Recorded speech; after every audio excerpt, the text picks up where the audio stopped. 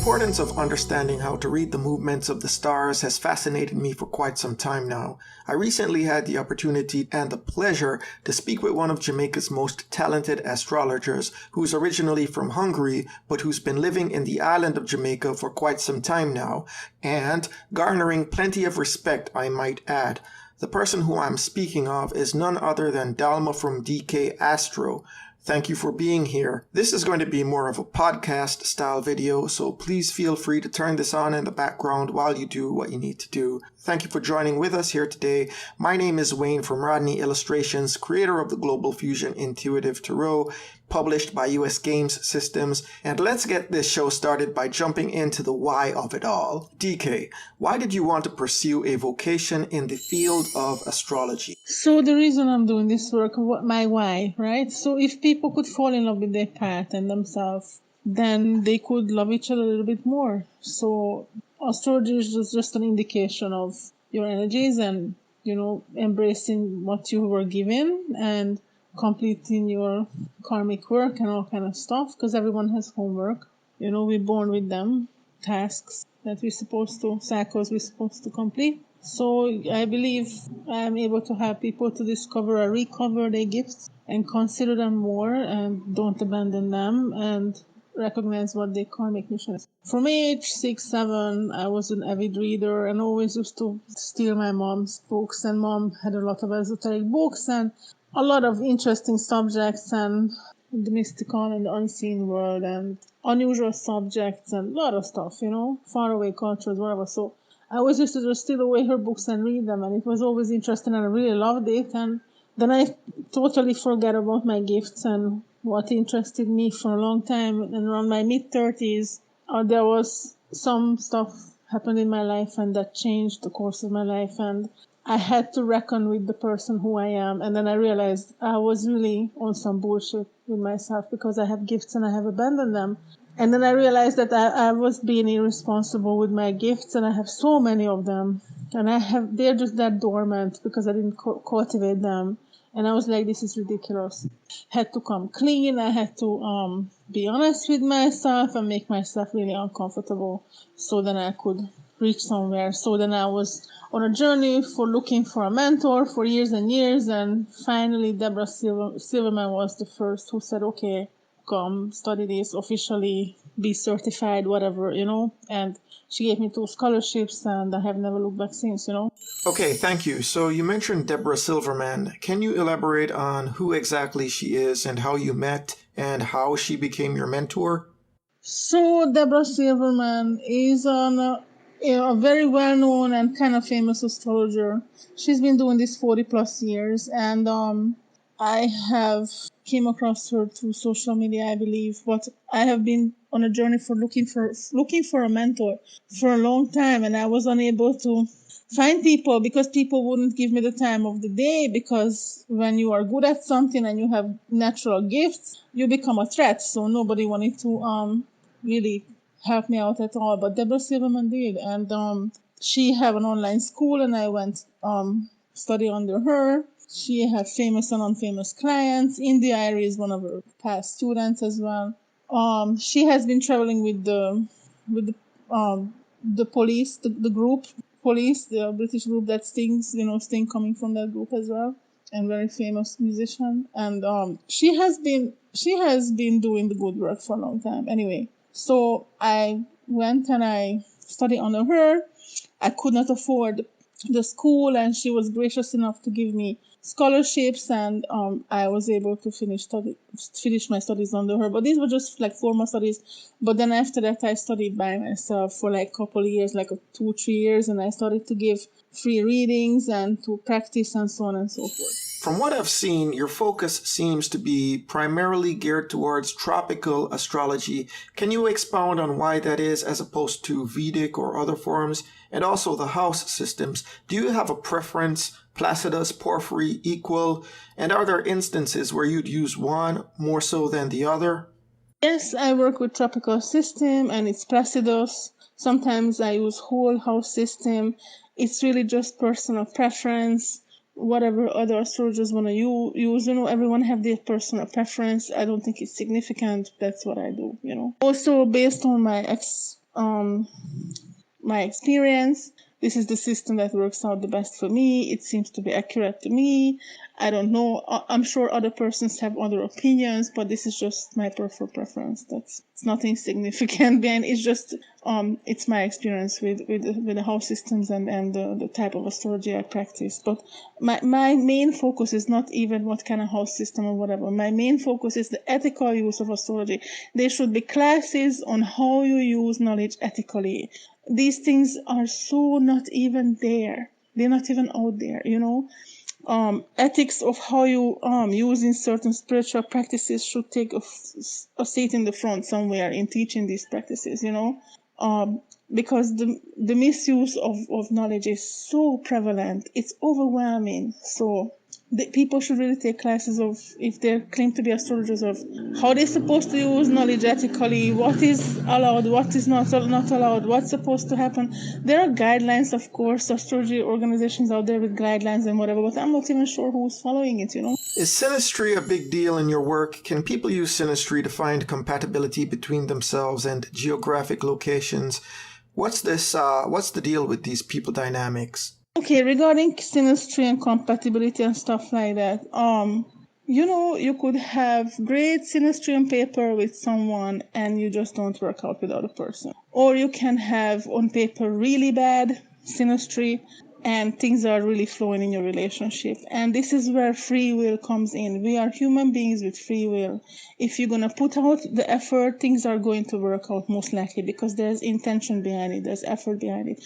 You could have great charts and great Sinistry, and your relationship is not working because you're not putting out effort, you're not actively trying to make it work, there's no intention behind it, there's no attention, a lot of stuff, right? Or you can have shitty, really bad compatibility on paper, but it works out at the end because you have put an effort behind whatever you're doing. You're paying attention, you are focused, you are, you're willing to be vulnerable, you're willing to communicate, you're willing to grow, you're willing to be, so a lot of things are just indications in astrology, but the majority, what really counts is the work that we put in. Are we going to become victimized by certain things? Are we going to let ourselves to become victimized? Are we going to take a stand? Are we going to put in effort into certain things? Do we recognize what are the important things that we must put effort into? These are all big, great, giant questions, in everyone's life, Astrology is just an indication, it's not even everyone is going to be open to suggestions or astrology or anything like that, but if they do, if they take it up and really talk to a real astrologer, an ethical and good astrologer, they will benefit and they will get empowered and they will understand and they will fall in love with their path and they will love themselves more and better and they're going to be able to love other people more and better too, and that's my firm belief and that's my why. You seem to have a genuine care for people and a strong desire to help them. You also seem to be very appreciated by the community. Why is heart-centered work so important to you, and do you have anything of note to share in that regard?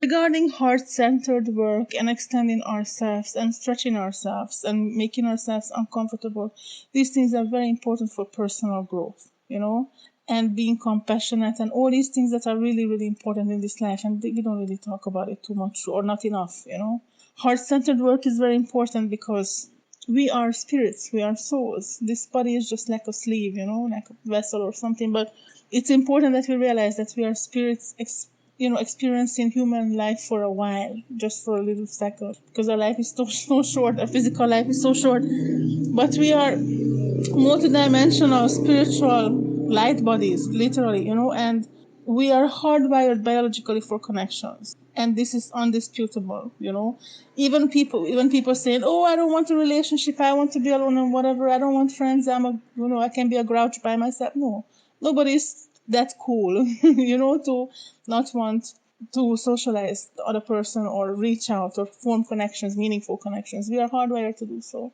So my why is because if I was given gifts, if the Almighty or the upstairs department or source energy or however you call it, gave me some gifts, surely I have these gifts to put it to good use. It's not no use if I keep it to myself, right?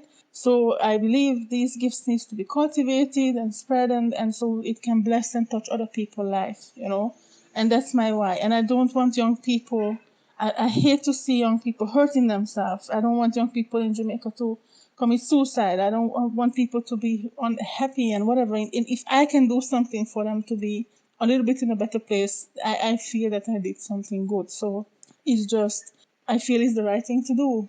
You know, following your heart, and it can take you to beautiful places in this life if you follow your heart. You know, just open up the heart chakra, and if you can exercise active compassion, then I believe the world will be a better place, and I'm striving to add my piece for a better place that we can. Also, heart-centered work is important because it's genuine. You know, that is something genuine coming from someone. It's not that nobody asked me to do this. It's genuine. It's genuine interest. People with heavy 12th house, heavy Pisces, Neptune, Jupiter, heavy stuff in their chart, we feel other people suffering, and it hurts us to feel it. You know, too much water in my chart is already, you know, and we don't want people to suffer, because we don't want to suffer either. So it's just, hopefully everyone on this planet can realize and sit with themselves a little bit and meditate on the enormous gifts that they have and talents that they have, because every one of us have it. I believe that everyone have something special about them, something good in them. And I don't think in today's world we realize what we really have. You know, we are very arrogant, and we are not very great stewards of the planet that we have. We live on, we're not great stewards of the planet, we're not great with animals. We are wasting, we're making a lot of waste, and we are mismanaging the one planet that we have. And this is the dawn, and this is the age of Aquarius, and I believe we must make conscious decisions to make our home planet a better place, and be conscious about striving to higher vibrations. If people are looking for an astrologer, what advice would you give to them to help them to discern who is the genuine article? If you are looking for an astrologer, please make sure that the person is reputable. Please look at the person's credentials or customer reviews or testimonials. Talk to persons, if you can, who were clients to this person. You know, like most of my clients come through referrals. I don't really advertise too much. Make sure the person is ethical. Read and check out their socials. Watch what they say. Watch their predictions. Are they coming through? Are they knowledgeable? Double check what they're writing. I see accounts with 90,000 followers on Twitter, and they are writing foolishness, or people with lots of 100,000 followers on Instagram, and their post is inaccurate, so they are making great mistakes, you know, in spreading false information that's not going to serve the people. If you're going to dumb down astrology, and if you're going to dumb down sacred knowledge and sacred ancient techniques and stuff like that, it's not going to help the people. It's unethical, it's immoral, it's wrong. You're just cheating people out of their money, and you're talking foolishness to them, and it's not going to help them, but it's not genuine. So it's just wrong to do. So make sure that you follow the persons on social media, or talk to them, or meet them, or whatever, call them, and see who you considering to be a spiritual helper to you, like an astrologer or whatever. So make sure the person is okay. Make sure the person is ethical, someone who is of good standing. You know, read the client reviews, read the testimonies, ask your astrologer how, you know, and preferably someone who is over 30. Like I wouldn't ask consultation from an astrologer who is not through their first Saturn return. That's 29, 28, age 28, 29. So definitely I would consult an astrologer who's a little bit older than 30, you know, so they understand the karmic cycles of Saturn and they experience it in their life. That is very important. How can astrology be used to ensure fair and equitable dealings with people? So the fair and equitable usage of astrology really depends on how good the astrologer, how conscious the astrologer is. A lot of the astrologers, some of the astrologers, they're really massaging their own ego and fluffing their own ego with servicing the client, you know, and that is incorrect approach, I believe. Serving people and helping people is a privilege. It's not to fluff our own ego about, you know.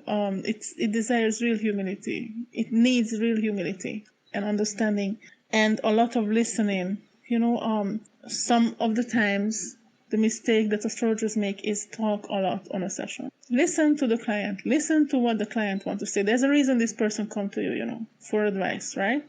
Make sure you listen well. Everything that ask questions, beyond explaining the person's chart and transits and whatever you're doing on that session. Listen to what the person has to say. Stay quiet and listen. There's a lot of things between the lines you can learn about a person if you just listen. So communication is 70% listening and 30% is talking. So if you practice this, your clients will be well served. You need to understand where they come from, what is going on, look at their chart, and I sit with each chart between 3 to 5 hours.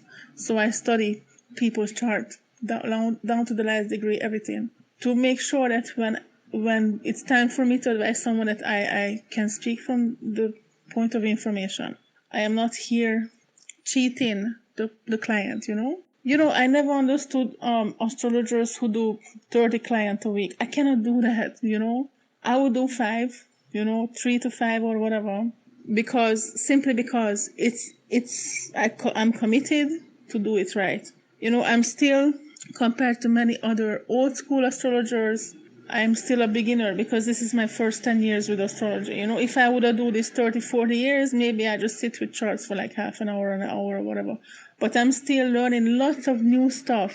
People's charts still teach me new stuff. And they will always do that. And that's very normal. Astrology is a solitary study for decades. You can study astrology and still something new you're going to learn. So doing right by the client, that is the important part of the whole thing. And you can be fair and equitable with people if you give them the same time. Like my sessions, let's say, is an hour, but I don't rush my clients, so sometimes it's 1.5 hours. If someone is really need more time, I had clients who stretched out that 1 hour session to 2 hour sessions because, the client was devastated over something, or something happened, or needed more attention or time or whatever. Give it to the client. Give time to your client, Stop timing the client. Stop interrupting the client. Give them their time. Give them what they deserve. Do it right, and you're going to have a good practice. You're going to have returning clients. You're going to have a good reputation. Do things properly. That's no secret, That's just like basic, What I usually do as well regarding the fair and equitable use of astrology is that before sessions I ask my clients to send me a list of questions you want answers to. Send me the areas of life areas you want us to focus on this session. So then I can study your chart, study your transits, whatever, focusing on those questions because I know you want answers to those. So if you are well prepared and you're better prepared, then you can serve the client better as well. So no size fits all. All the client is different. Learn your clients. Learn about your clients, Really get connected to people, especially return clients. You're going to become a part of their journey. It's a huge privilege to become a part of someone's journey. It's not to be taken lightly. You also have to be very confidential. You cannot be blabbing out people's life and stories, So these are very serious things and something that is seriously need to be considered and practiced every day. It's a part of an ethical astrologer's vocabulary to say, no, sorry, I don't know. Because we don't know everything. We're just still learning. Everyone is just still learning, right? So clients may ask you questions or something that you just simply don't know the answer to. Do not bullshit the client by making up stories. Say just simply, I'm sorry, I don't know. Let me look this up for you and get back to you. And then you're going to learn something new. So be humble enough to admit you don't know nothing, or you don't know this, or you don't know that. It's normal, Also, the ethical use of astrology and fair and equitable use and stuff like that, right? Don't do charts for deaths and bad omens and stuff like that. Like, don't do that, Use astrology for the good. Use what it is meant to be used for. Don't use it for nefarious goods and for, these things carry enormously bad karma. So do not play with astrology. You are setting yourself up not good, right? So certain things I definitely don't include in my sessions. I'm not going to predict no one's death. I'm not looking for that in a chart. I'm not going, certain things like, it's totally out of the question. It's unethical. Never going to do it. If you do things right, you're going to have a good practice. You're going to have nice, good clients. They're going to stick to you because they know they can count on you. So do that, and you know, your clients will be well served. Okay, so what about astrological omens? I just did a video on the fixed stars, and I know that many people in positions of influence and power also rely on the use of astrology. Are there any stellar bodies that you think carry any dangerous attributes? For example, Pluto, Saturn, Mars, Lilith, and some of the fixed stars or comets? Or is everything just neutral, with a little bit of both?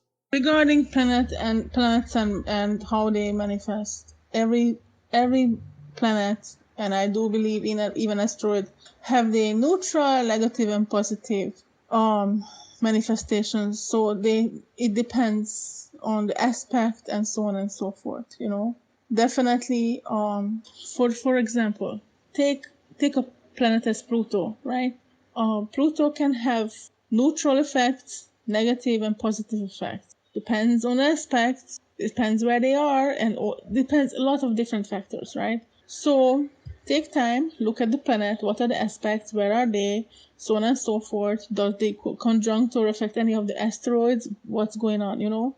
What degree the planet is. So there's a lot of different factors that need to be taken into consideration. So take time and look at it, and you will figure out, you will know. Ask yourself the question, what is this planet doing here? What does it look? Look for patterns in birth charts, right? Anything more than 2-3 aspects pointing to the same direction most likely be a large theme in the person's life. So correlations, you know. Yep. Fantastic. Okay, switching gears a little bit. Are there many Hungarians in Jamaica? And conversely, are there many Jamaicans in Hungary? What are both of those cultures like? Are there similarities or are there major differences? If there are many Hungarians in Jamaica, no, pretty much I'm the only one, I believe. I think there was only one, there was another gentleman, older gentleman here. I'm not sure if he's still here on the island. Maybe he's still here. He has a company that he owns as well. I don't know nothing about this person. I never saw him, right?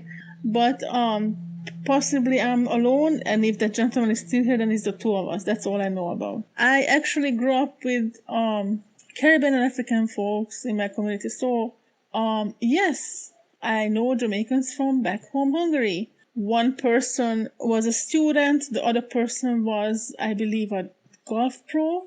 And then I think I know about a third person who was maybe a dentist or some kind of lab tech or some type of person like that. But they're there. Jamaicans are everywhere. And the culture, there are some similarities in the culture, in food and customs, very much so. So we are much more similar than different from each other, for real. The more you travel, you realize that. To be a professional astrologer must require serious discipline. How does this discipline play out in other ways? Yes, answering to a question about astrology and how it disciplined me, I have become much more of a conscious person. Even before I was a deep feeling sensitive person, but I have become much more conscious about energy. In my daily living, I live very intentionally, which means I will never exploit myself, even in my private life. I practice celibacy. It's either I'm with the long term with someone or there's nothing in between. I practice mindfulness. I try to, definitely I'm gentle with animals and like everyone, kids, people, like I just try to be mindful in my daily exchange with others. It takes a lot of alone time because astrology is sometimes it's draining. Spiritual practice is draining. So I have been already an introvert, and I have been socially distancing way before COVID. So yeah, pretty much solitary person. But I love other person's company, of course, but very selective with persons or energies I interact with, simply because I believe I need to keep this vessel clean to be able to serve others meaningfully. Which means I meditate, which means I do my affirmations, I pray, I do a lot of inward work, you know, which means practicing saying I am wrong or I was wrong, you know, just being a conscious person. It takes a lot of self work, and recognizing when you are not right and you're on some bullshit or you're lacking somewhere. It takes a lot of work. So, but yes, you know, we're never gonna be perfect, but you can get better each day, a little bit better, one little step forward, every day.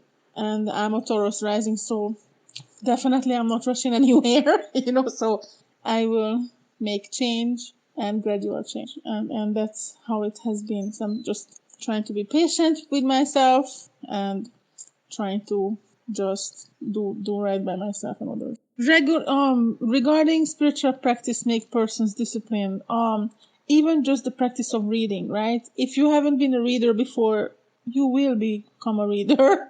If you haven't been a researcher before, you will become a researcher with any spiritual or any other discipline. Like even if you study to be a martial artist, like do martial arts or whatever, that takes a long practice and it takes a lot of different way to be disciplined. So anything that you do in this life, you're gonna have to put out effort and have a clear goal and be consistent and willing to learn and willing to be wrong and willing to be vulnerable, and all these things is absolutely necessary for your spiritual evolution or your physical, emotional, all kind of evolution that you're going to go through. It always dismays me when I read comments on social media about I am bored.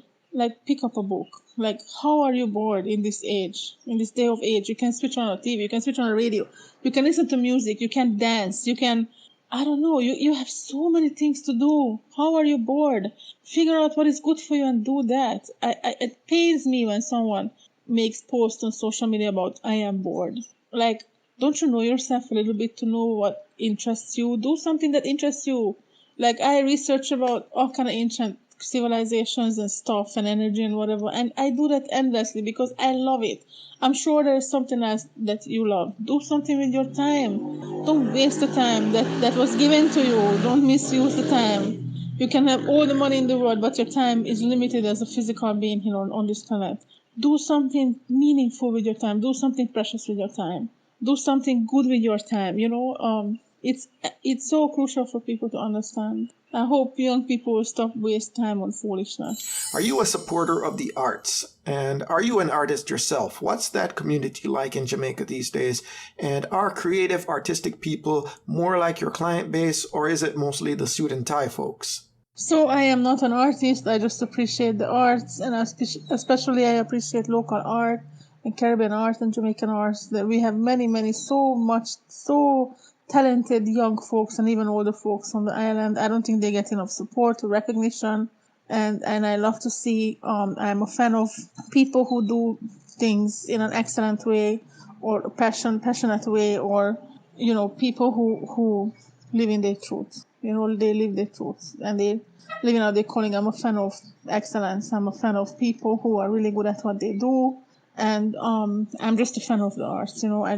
I think I have a good eye for things. I am not an artist. I may have to, maybe in the future I would try to do something, but life itself is art. How you live your life is art. Your day to days can become art. How you relate to things and other people and our planet and yourself and ideas. So yeah, I'm not an artist, but I really appreciate the arts, all different form of arts, of course. I really hate to see wasted talent, and we have a lot of people on this island who are very, very talented and they're not getting enough support, or they having to just survive the everydays and they don't have time to cultivate their art, or they don't have energy or something. Somehow they are underprivileged. So I love to see these people make it. I love to see them thriving and creating and doing stuff that they're really good at. I get very excited when I see people like this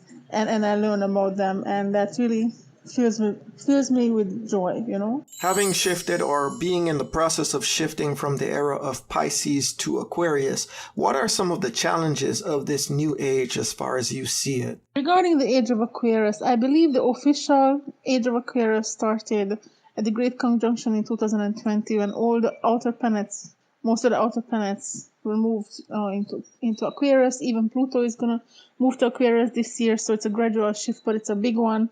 And it's a more humane-centered idea about our planet, more liberal and more encompassing, and just people coming together in discomfort, creating a new paradigm. Grassroots movements, free energy, the imminent meeting between humans and aliens, or however you call them, a lot of technological changes that benefits us, and how we're going to use culture to use those technological achievements, environmental issues, all these progressive and futuristic things and themes, the erasure of the boundaries between sexes and races and all these things. So no more division, just trying to everyone coming together and encompassing an inclusivity, for everyone, and groups being represented properly, and all these things are becoming enormously questions of our everyday existence right now. You can see it in mainstream media, you can see it in the news every day. It's there. And the bringing back the feminization of our planet, which means the sacred feminine energy becoming again to the forefront, because we have been living in this patriarchal society and religion and dogma and all these things that are holding us back. Religion is really just organized. Religion was never my thing. I have my own interaction with divine. I have my own experiences with the spirit and all these things. And to me, organized religions, really just bound us. So I believe in people just do what is right with their spirit. Some persons find solace in religion. Let them do whatever they do. I'm not knocking them. I'm just personal. I'm not with organized religion at all. I believe in certain ideas and I live my life according to those. There is a lot of fear mongering involved in religion, most of the religions, and I don't believe in fear mongering. I don't believe in having people live in fear and living in a way that they're not good enough for some reason. They cannot measure up. You're setting up human beings for failure. And some of the more popular religions practice this. I don't believe in that. I believe in positive vibrations. I believe everything is a vibration, right? So I believe in this. And I believe the universe is gentle and wise and knowing and supportive, and that's what I believe in. Age of Aquarius is also going to make humans question about resources, how we use energy. Where are we getting our energy from? Aquarius is an air sign, so definitely the natural gases on our planet, which you see the war is about right now in Russia and Ukraine, partially.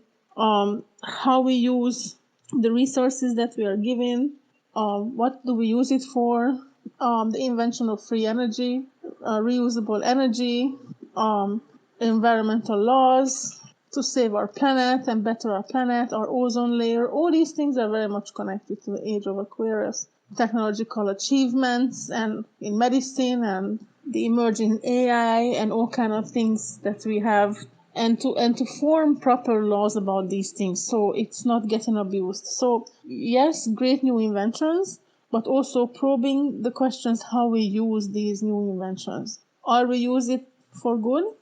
How are we using these? Also, the question of leaderships. How leaderships happen in our societies? Who elects these people? How do they get elected?